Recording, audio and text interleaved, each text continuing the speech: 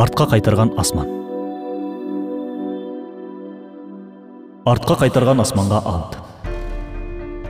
Тарих сүресінің 11-ші аятында Аллах Таала ушындай деп жатат. Артқа қайтарған асманға ант. Жаратканыбыз бұл аят аркылуу асман менен ант берип, жана анын артқа кайтаруу өзгөчөлүгүнө ээ экендигин айтып жатат. А бул артқа кайтаруу өзгөчөлүгү эмне? Бул нерсени окумуштуулардын изилдөөлөрү аркылуу карап көрөлү. Белгилүү болгондой, жер шарын каптап турган атмосфера бир нече катмардан турат. Бул катмарлардын жандуу заттар үчүн пайдалуу болгон милдеттери бар.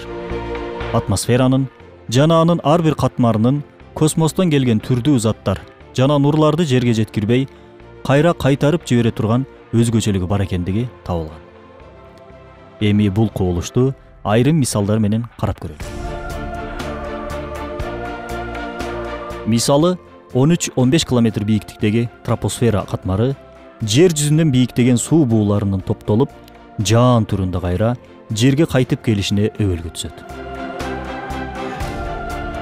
Озоносфера катмары болсо, космостон келген радиация жана зыяндуу ультра кызыл нурларды чагылдырып, жер жүзүнө жеткирбей, кайра космоско кайтарып жиберет. Ионосфера катмары жер жүзүндө радио толкундарынын берилишин спутник сыяктуу башкарып, ал толкундарды жердин башка аймактарына да чагылдырып, радио, телевидение берүүлөрүн узак аралыктарга чейин уктурулуп көрсөтүлүшүн камсыздайт. Магнитосфера катмары күн жана башка жылдыздардан тараган зыяндуу радиоактивдүү бөлүкчөлөрдү жер жүзүнө жеткирбестен кайра артка кайтарат. Мына жогоруда айтылган артка кайтаруу өзгөчөлүгү. Аятта артка кайтарган асман дегенде Аллах ушуларды бизге ишарат кылып жатат. Демек, Куран Аллахтын сөзү. Куранга, пайгамбарыбыз саллаллаху алейхи ва салламга, ислам динине каршы чыккандарга бул илимий логикалык баяндама өзү эле жооп болсо керек.